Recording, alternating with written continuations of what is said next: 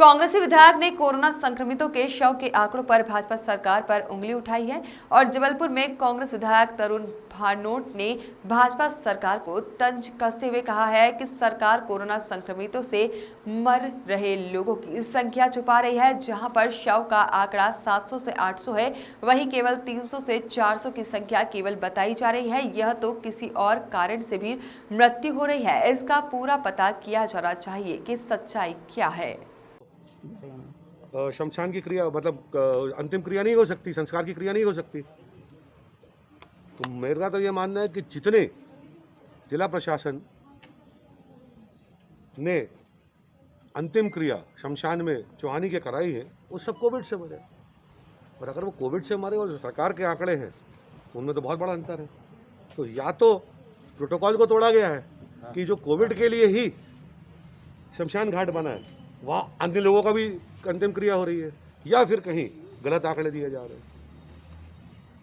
पिछले 8 महीनों में 701 लोगों के वहाँ पर प्रोटोकॉल से अंतिम संस्कार किया गया है। एक ये आंकड़ा बड़ा भी सामने अगर 701 लोगों का उस शमशान घाट में अंतिम क्रिया की गई है जो सिर्फ कोविड के लिए है, तो वो कोविड के कारण हुआ, जबकि सरकार दे रही है 300, 284 करीब बता रही है, 292। मुझे तो इस समय छुपाए क्यों जा रहे हैं? क्या लगता है आपको आंकड़े क्यों छुपाए जा रहे हैं? आंकड़े छुपाने से कोई फायदा होने वाला नहीं है।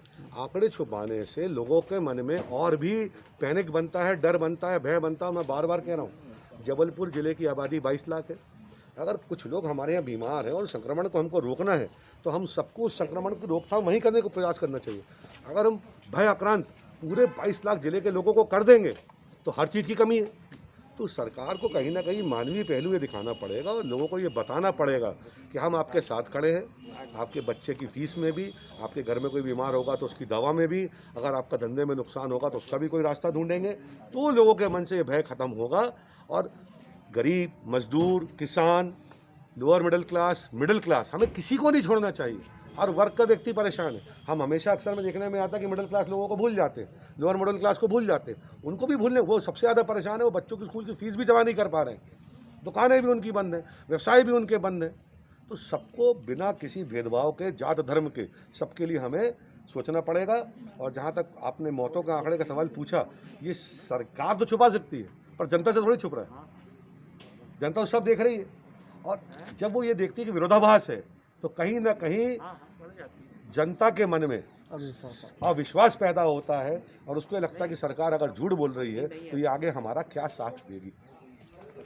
क्या न्यूज़ के लिए जबलपुर से कपिल दुबे की रिपोर्ट।